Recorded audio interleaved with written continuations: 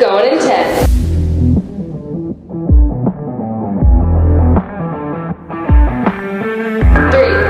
2, 1, go.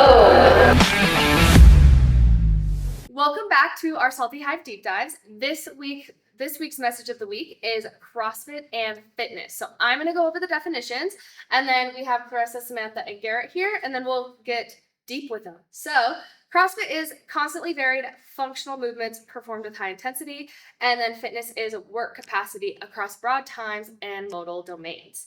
Okay, so how we're going to start this is you are just going to give us a quick brief. If you were to brief in front of a class, but think of that times two, like fast-wise. So you're going to be pretty quick with this brief, just to give an overview of these two concepts. We'll start with you, Clarissa. When I think of this one, I think about the CrossFit hopper methodology. So if we were to pick any movement out of a hat, we would want to be good at any movement, whether that's a short distance, a long distance, or a moderate distance, as well as any of those movements that could come out of the hat. Love it. Samantha? So I would say CrossFit's goal is to improve our health and our fitness, which fitness we describe as being good at a lot of different things across a lot of different time domains. And CrossFit achieves that by constantly varying our workouts, having a lot of different things, and producing a lot of power with our bodies at a high intensity.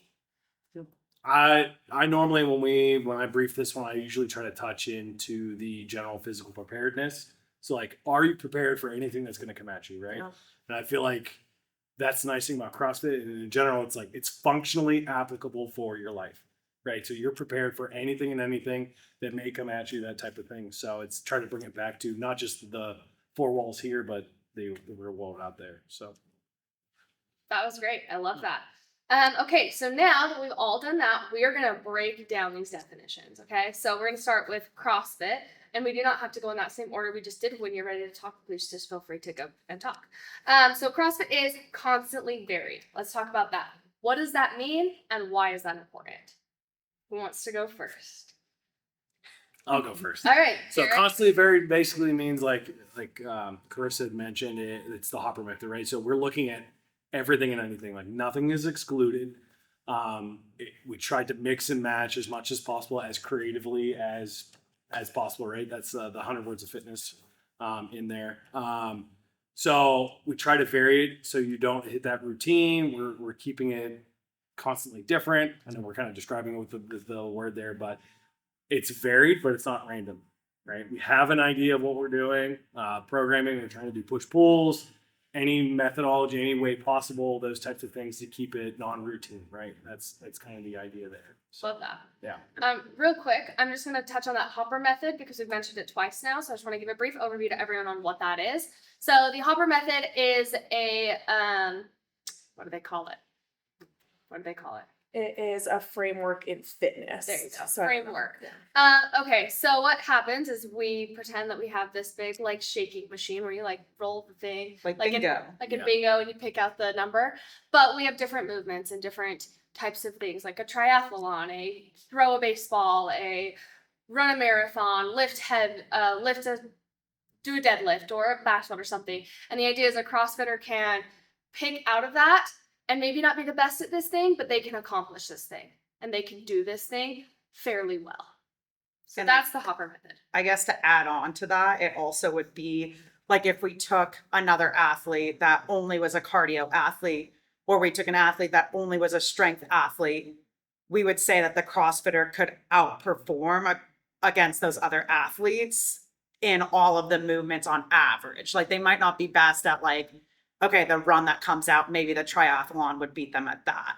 And then maybe if there's a max squat, maybe they would beat them at that. But if we picked out like 10 or 20 movements out of the hat and the cardio athlete, the strength athlete, and the CrossFitter all had to do them, that the CrossFit athlete would outperform all three on average. Love it.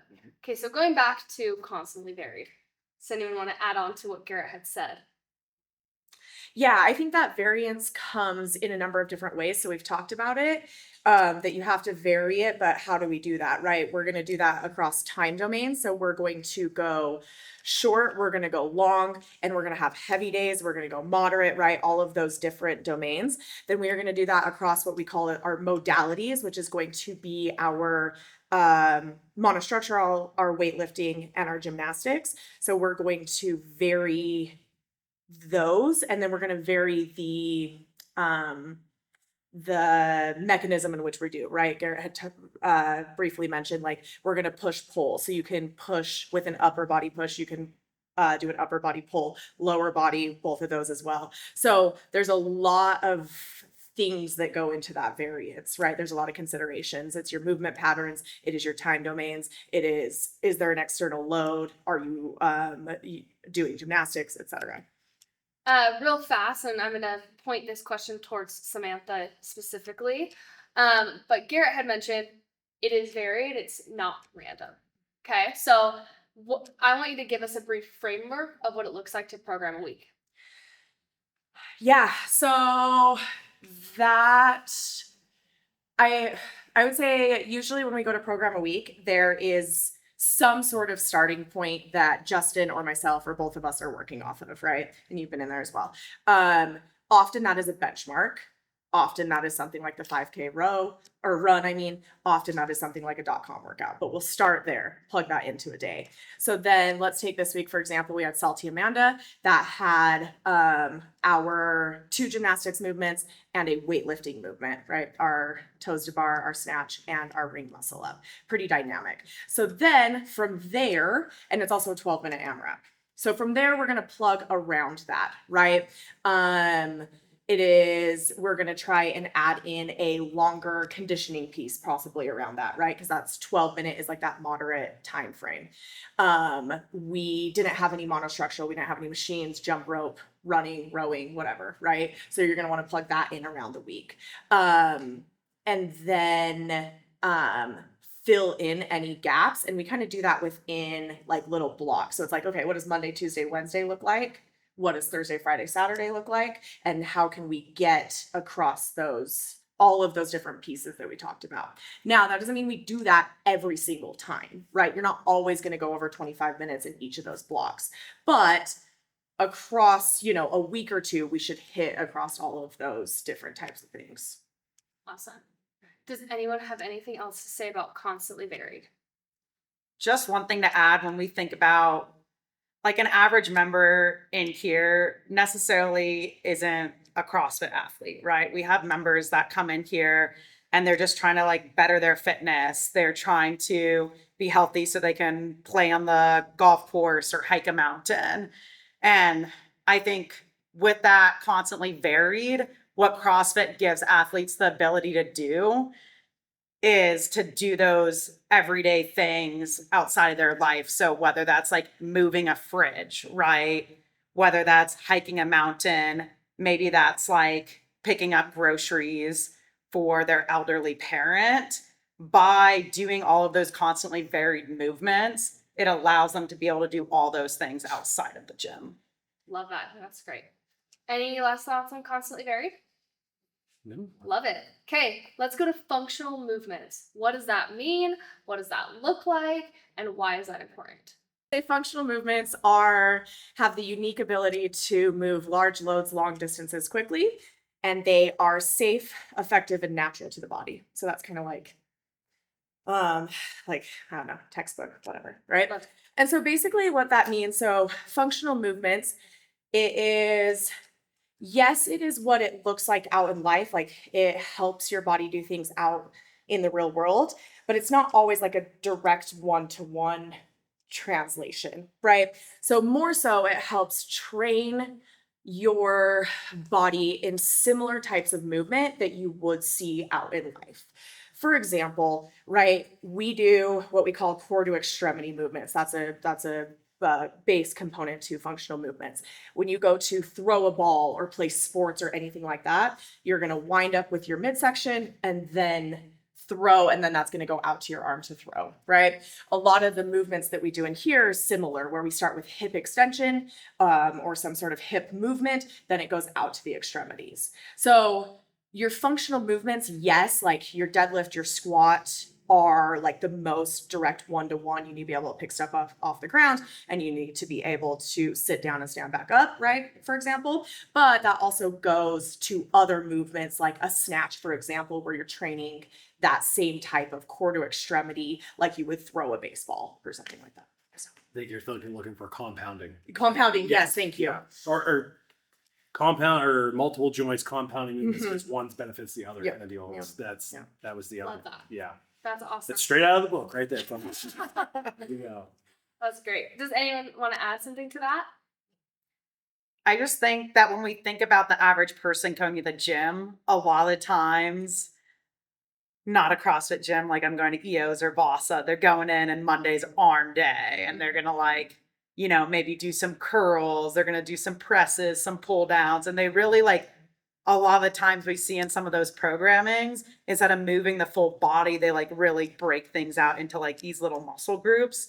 Where in CrossFit, we try to focus on more of a functional movement where it uses like the full muscle group versus just like breaking down into little parts. I think what you're looking for there is non-isolated. Yes. Like if you look at a Globo gym, you're going in, you're hitting leg press machines, arm curls, like most of those things are very isolated, right? So you're looking at a single muscle group like you touched on. Where CrossFit is, we're multi-jointed, we're multi-muscular, it's stability muscles, big muscles, small muscles, fast twitch, slow twitch, all of that stuff is all kind of crammed into one session, right? You're going to hit, any given day, you're going to hit a full body workout, you know, unless we have specific like, oh, we're going to pull just today, like just doing pull-ups, right? But still, I mean, that still covers about half your body. I think if you look at it, you know, doing it correctly and those types of things. So yeah, it's kind of the nice thing about functional movements, like functionally in life, we're not isolated, right? You're running anywhere from the ground up, right? So Right. Which I feel like is kind of a good little touch point on, you know, we do some very limited isolated, like a strict pull-up is a little bit more isolated than a kipping pull-up, but this gets into why we do kipping pull-ups and why we do some of that movement. It does produce more power. You can do pull-ups faster if you are kipping, and then your power output is higher, and we are trying to produce more power and gain more fitness that way. So not that there's no place for strict movements, right? We're still going to do that, but the majority of the time, not always, we have strict pull-ups program this week, right? But the majority of the time, we are going to go for the movements that are going to produce more power output. I just want to say that again for the non-CrossFitters. We are strict pull-upping this week. Yes, we can still strict We can do pull-up. it. Yes, I love that. Yes. One thing I love about functional movements too is going to his GPP, like talking about these general physical preparedness skills. These functional movements really hit on all of those. Can someone name all? Is there 9? 10. 10? 10. Duh. 10. The No. general. I can count for you real Yeah. quick. Okay, someone name all 10. We have endurance, stamina, speed. Or wait, hold on. I have to do them in order. Endurance, stamina, flexibility, strength, speed, power, balance, accuracy, coordination, agility. Beautiful. So one really cool thing, a lot of people are like, I'm never gonna like need to walk on my hands in real life. And it's like, yes, I understand that, and we understand where you're coming from. But one, it's fun. Right? Being able to do those things are fun. But another thing is it also gives you more of a capacity in general. If you are walking on your hands, you're probably also pretty good at walking on your feet, Yeah. right? You also, that means you have a lot of body control, right? And it really hits like things like balance and accuracy and like those types of things Stability. stability, Yeah. stability, all those things Agility. that like are so important that we train, and like people don't realize that we are training not just a handstand walk or a handstand hold. We're training skills, Yeah. which I think is really, really important as well. Yeah, that's like my favorite example is it's like, look, if I had to pick for my athletes, my non-negotiable is not going to be that they have to handstand, right? It's going to be the deadlift, the squat, the burpee. And if I've never met somebody and I know they can hold a handstand for a minute, I know a lot about their strength, their coordination, their balance, their accuracy, and those are 4 of the 10 general physical skills. Which maybe is worth pointing out now, those general physical skills, like those are widely accepted. CrossFit didn't come up with those. Those are widely accepted by physicians as being things that you should strive towards. So yes, you don't have to do handstands out in the real world. And if you are working on your handstands, you are developing those physical skills in a way that's gonna be really beneficial to everyday health and wellness.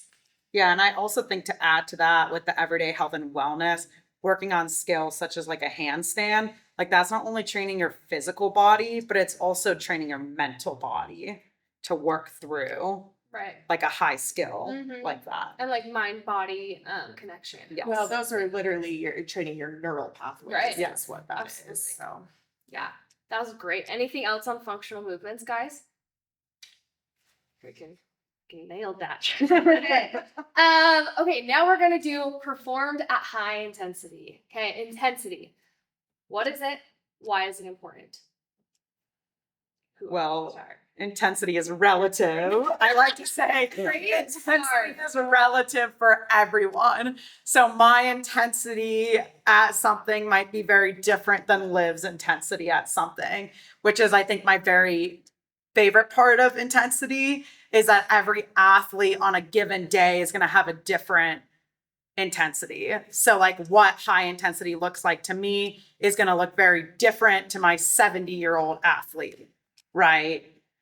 That's not like a specific definition, but when we come to intensity, I think a lot of people think that it always means like going hard 100% for everyone. But what 100% looks like to one athlete is very different than what 100% looks like to another athlete. well, it's also day to day for each athlete. Like I coached the 5 a.m. today. My intensity today is not the same as when I get to sleep in until 8 tomorrow. Right? Like it's just not. So that's also, I just wanted to throw that out there. It's yourself day to day as well, based off of what the workouts are and how you're feeling. Love that. Yes. Okay. I mean, day to day, it's the weights that we're doing, it's the reps that we're doing, the distances we're running, the time that we're trying to do it in, right? That's your relative intensity, right? Depending on who it is. Like, yeah, the nice thing about this gym is we always put no heavier than like an RX type thing, which is great because it allows everybody to find their own niche and like, hey, this is what I'm going to try to do today within the rep scope, right? We have good goals that we try to give out to people, like, hey, you should be finishing it in this type of time. Like, try to maintain your intensity for that. So that's holding on, doing those extra reps, scaling maybe weights back, distances back, those types of things. Like that's what we talk about into like intensity, right? Love it. Yeah. Go ahead. I was going to say to hit Garrett's point is something that I've really tried to change in my own training in the past, I would say year to a year and a half, is really thinking about what the intended intensity of the workout is, right? Because if I don't follow that correctly, I could do a completely different workout, right? So for me, for instance, like I'm not a great squatter, right? So when we have a very high squat volume workout, I think about, okay, what is my intended intensity here, right? If I think about like Fran, that's supposed to be like a very fast effort. But for me, I mean, 65 is okay, but let's say that workout was actually supposed to be at like 95 pounds, but still a fast effort. Like I couldn't do a 95-pound thruster at a fast effort. So like, what do I need to make that thruster weight for me to still get the same intended intensity of the workout? Love that. I just want to add so intensity, what it is your power output, right? So we talked about your functional movements have the unique ability to produce power. And basically that is how much weight you're moving, how far you're moving it, and how fast you're moving it. So Could you give us that actual equation? it is your weight times distance divided by the time is going to be that power output, which is your intensity. Okay. So the the higher that you can make that power output, the higher your intensity is going to be and the more results you are going to see. With the caveat that you are not a robot and you can't do 100% intensity every single day, right? So that is something that you need to manage. And we define high intensity as about 70% effort or greater on any given day. So Clarissa kind of mentioned this, but that does not mean you are going balls to the wall, killing yourself every single day. It's not sustainable. It's not manageable. So yes, we are performing at high intensity, but in a way that you are also maintaining a workout routine that you are consistent. So just want to throw that out there. Love that. Now we're going to go over fitness and break it down. So fitness starts with work capacity. What is that? And why is it important? Who wants to start here? I'll start. Okay. It's all good. So Samantha already covered like what work capacity is, right? It's the increase in power, which is your weight moving it in a certain distance in a faster time, right? So force times distance divided by time, right? So increasing your work capacity would be, are you able to move heavier loads, longer distances quickly, right? That's the most finite definition we could probably break it down to, right? So any given day, if you look at like our benchmark type stuff, right? Are you completing your rounds faster? Are you using heavier loads? Are you running further distances or running the same distance faster, right? I mean, you look at, we just did the 5K, that's a set distance that we run every year. Twice a year? Yeah, okay. Not important. Your increased work capacity would be completing that same distance quicker, right? That's your increased work capacity. Or you look at Fran, are you completing the same amount of reps quickly or at a heavier load, right? That is your increased work capacity, right? We use that as our cornerstone. It's like, if we can increase your work capacity day over day, week over week, month over month, year over year, we're doing our job, right? That's your adaptation that we want to see. Basically improving what your body is able to produce and do, right? Yeah. Right. Yeah. Like, I mean, it's just is your machine doing more or less? yeah, right? if you're 1 rep back squat 105 and then you hit 115, you have increased your fitness, right? Same with like you said, all of our benchmarks. That's why we do our benchmarks so much, right? So that we can see our progress in the gym and all of those things. Does anyone want to add anything else to work capacity? Just to go back to what Garrett said, our benchmarks, we really focus, I think, on most of them. Are we hitting more reps in the same time domain, or are we hitting a faster time? But also, what Garrett said is that your work capacity is either more weight or a faster time. So if I'm doing that, let's say I do the same benchmark, for example, Salty Karen, and I do 5 rounds, 400-meter run, 30 wall balls. We typically measure that one for us, like, did my time get faster with a 14-pound wall ball? I also could measure that by, let's say that I did a 20-pound wall ball and I got the same exact time. I would also have an increase in my work capacity. So it's not only an increase in faster time or reps, it could be like a higher weight in the same amount of time. Right. I love that. Or even inside of that is, you could also look at it as, could you maintain bigger sets, right? Because that's also work capacity increase, right? So before I had to do, like with the 30 wall balls, I had to do 3 sets of 10, right? The next time I do it, if I can do 2 sets of 15, that right there is an increased work capacity.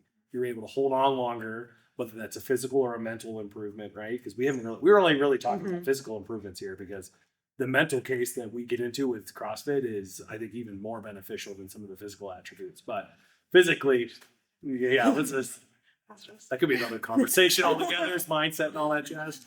But that's also another way to increase your work capacity, right? Like, can you hold on longer? Like, is your endurance and your stamina increase as well? Which, again, that filters down into the time, distance, those types of things, Right. and speeds and those types of things. But it's another measure, like, hey, I did bigger sets. I maybe got a similar time, but hey, I was able to hold on, which is, I think, another win for some people. So, Right. Yeah, I know we said we could touch this in a broader, but when I do brief this one, I say that we could measure that increase in work capacity either in an increase in our physical capacity or in our mental capacity. So like, I like to think of our ability to suffer, right, has increased. Yeah. Embrace the soak. Yeah.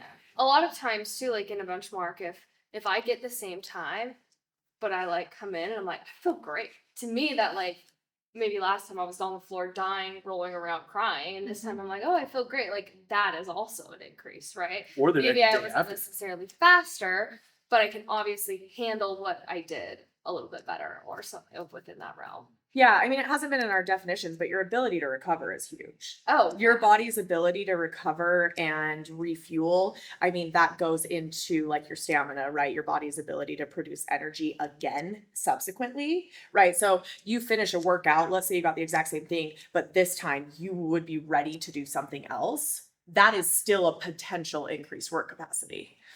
love that. For sure. And that's probably one that gets overlooked a lot is Yeah. like, how do you feel the next day? Mhm. I think we talked about this last time. It's like, yeah, do you feel destroyed the next day or do you feel like you're ready to tackle the end? Because that's a huge improvement, right? Your body can take on an abuse, recover, and be able to do it again. Right. Well, because yeah, we're talking about this in single workouts so far, but really we want to increase your work capacity.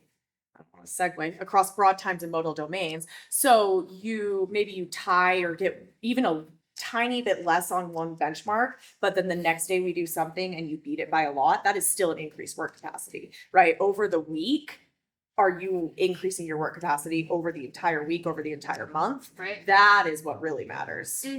Yeah, like say an athlete is really, really strong and now they want to focus a little bit more on their like running abilities. If they can keep their strengths at similar, if not the same, as when they were strong, but yet they're running a 5K faster, that's a huge increase in work capacity, right? Like, because that's what we want to do. Like Broad times and modal domains. Yeah, that was for myself. Whereas the strength numbers are about the same. Right. Yeah. Yeah. So like that shows fitness within itself and the increase. Great segue. So let's get into broad times and modal domains. So let's break this up. Broad times. What is that? Why is that important? All right. Well, we've touched on a couple of our different frameworks or models for our fitness, right? We've talked about the general physical skills and we've talked about the hopper. So next we have the metabolic pathways, which this is not my area of expertise, but we have our 3 different metabolic pathways, which is the way your body produces energy. And the better you are at all 3 of those pathways, the better your fitness is going to be. So you have the phosphagen, which is the very, very short, like your 100-meter sprint, your max lifts, like we're talking, 30 seconds or less. It's less than 5, but yeah, okay. Okay. It's something like it's quick. I think it's yeah. Yeah, it's very fast. Then you have your glycolytic, which is still a pretty short interval, but it's a little bit longer. It's a medium up to several minutes. And then you have your oxidative, which is your longer pathways.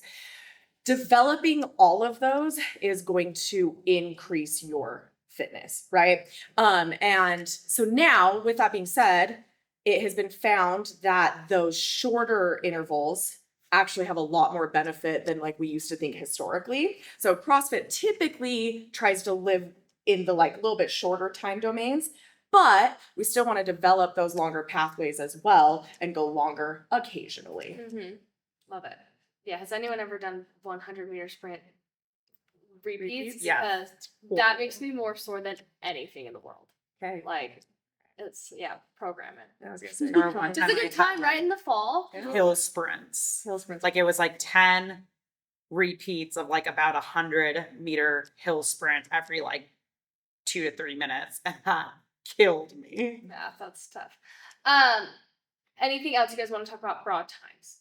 No, it's good. Like she said, it touches on those 3 metabolic systems. So that also touches into the multiple fuel engines that we're burning in our body, which helps, again, that physical attributes and getting your body to jumpstart burning both of those fats and sugars in your body. Because I would have bet there's a lot of members that when they come in here and they come in, they're somewhat in a metabolic deficit to be able to burn both fat and carbohydrates type deal. So having those multiple time domains to help jumpstart that as well is very important. So in addition to after the fact, what you do as you're recovering and continue to burn those types of things. So I just think the last thing that I found really fascinating, and Samantha did touch on this, is that a long time, the fitness community, and I would say in my own head, thought like your Ironman or your triathlete was like your most fittest athlete. But they've actually done a lot of research to show that's not true. And actually, athletes that can do a lot of those shorter time domains are actually more physically fit than like a triathlete that can do like a long endurance workout.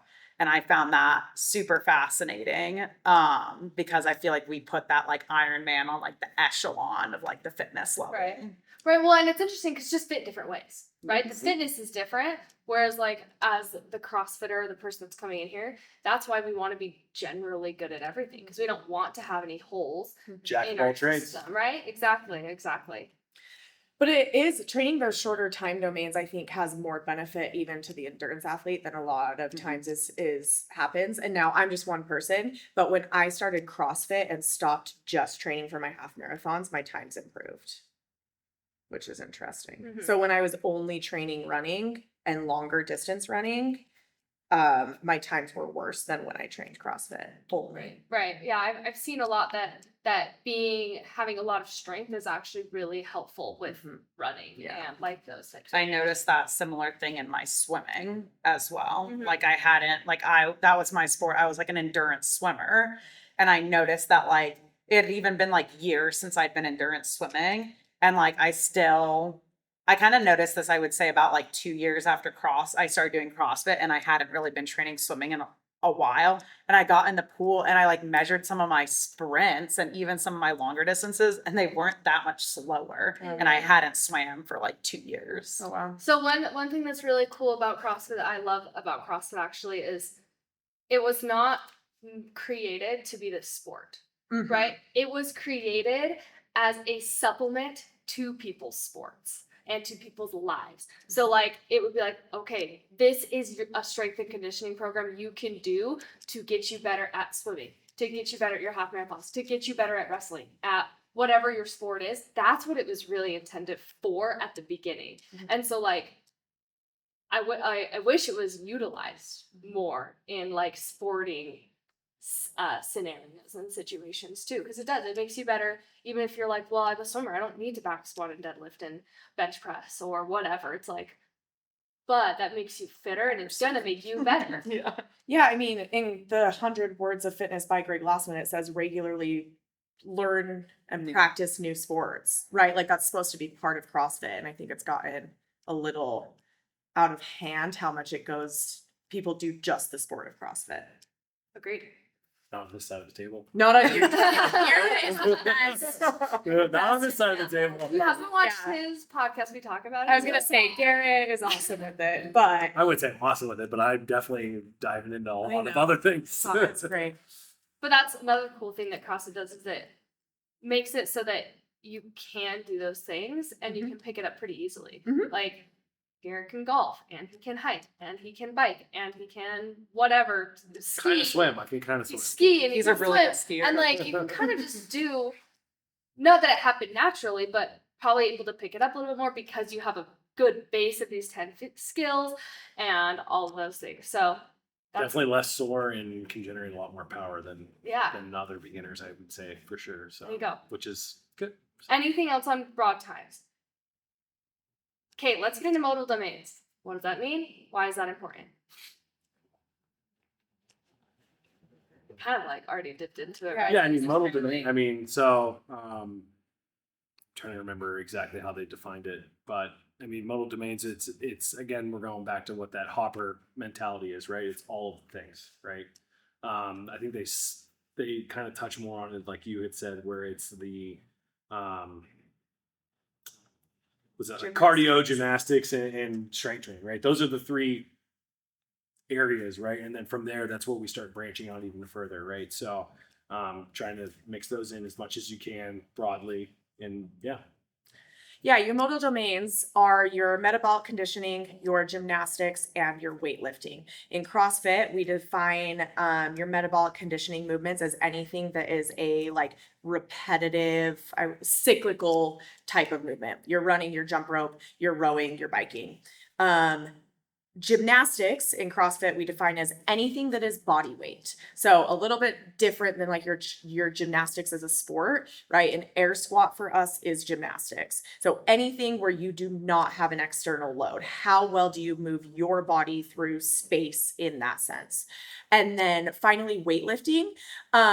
We put anything with an external load as a weightlifting movement, but when we say weightlifting, kind of like in our pyramid, it really is talking about the sport of weightlifting, which is your Olympic lifts. But we have our weight space lifting that is also one of our modal domains. So Awesome. So Go ahead. I think that goes into like when Samantha, because I've like watched them do some of the programming as well. When they do their programming, right? Like she's trying to look at like, do we have days that we're only doing like one modal domain, right? Like on Wednesday last week, we only lifted. And then the week before, we had a day where we only did a 5K, right? Like that would be a single modal domain. We try to look at days where we have like two modal domains, like maybe we're running and we're lifting, and then days where we're doing all three modal domains where we're doing gymnastics, lifting, and running.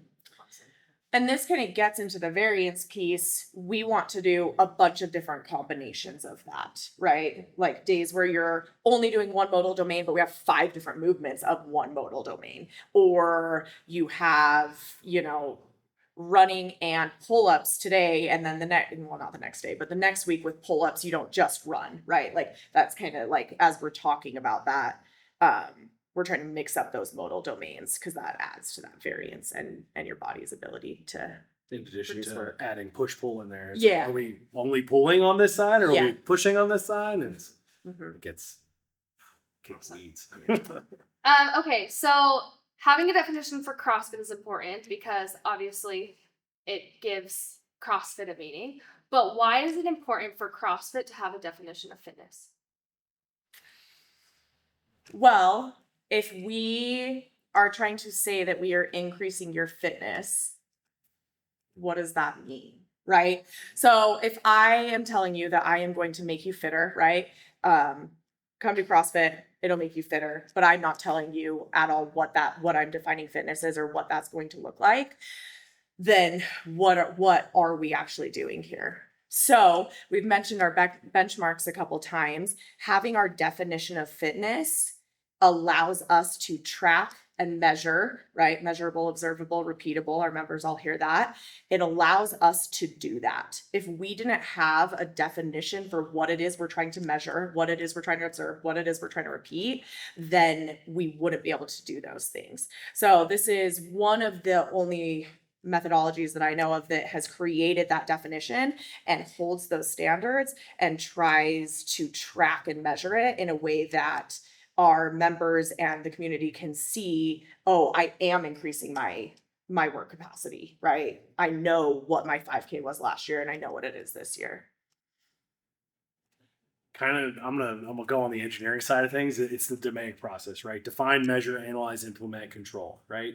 Define is first. If you can't define it, you can't measure it, you can't analyze it, you can't implement, you can't control. So without a definition out of the beginning, you can't do anything else. And if it's not measured, it can't be changed, right? So if we don't have any way of measuring what we've defined, you can't change it. You can't improve upon it, right? You're just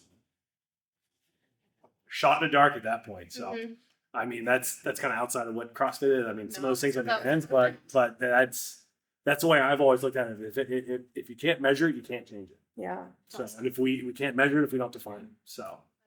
I also think as coaches and as programmers, it gives us like a North Star. Like it gives like what we're working towards. As opposed to just coming in here and having no idea why I'm doing a workout, why I'm doing certain movements, why I'm having my athletes do those things, right? So it gives a guiding factor and a common goal across all of us that we all know that we're working towards. Love it. I just think it's really important for those members that come in that are not necessarily looking to do the sport of CrossFit, right? Like they're here to increase their general fitness, and that is really what they're saying is they're here to increase their work capacity. Right. Love it. Well, and then on your general member thing, I hope this is okay for me to add in. the fitness for CrossFit, if you're working towards your fitness, we put that on the same line as working towards your health and wellness. Mhm. So your wellness, you just add your health, you just add in the idea of over time. So like over your lifetime, are you maintaining a level of fitness that is like higher than your expected output would have been otherwise, right? It's not going to continue going up because as we age, like that is life. But over your lifetime, are you maintaining a level of fitness that is helping you move throughout the world a little bit better? So Be functional. be functional. Yeah. Just be functional, right? Yeah. Be able Live to do your the life. things. Yeah. And even just maybe a little bit more than what you need. Like then you Yes. have a little bit of guarding, a little buffer. And when we have members come in here, I mean, we have new members that have never done CrossFit before, never heard of CrossFit. Hey, I just wanted to check this place out, right? Like, and they say like, what do you do here? Right. And I think that having a definition of fitness, like, is a great way to tell those members, like, what we do here. If someone walks in, like, from That's your across question the right street. there, Liv. Yeah. When somebody walks through these doors, they ask you, "What do you do here?" You answer them. That's a great question. That is a really that good down. question. Jotting that one down Yeah. for future. I love that. Yeah. We hit on so many of the models that I just feel like we cannot leave out the fitness, wellness, or sickness, wellness, fitness continuum. Does someone want to hit on that? Describe what that is and what that looks like and what different points can be on that. Ooh. Yeah. So what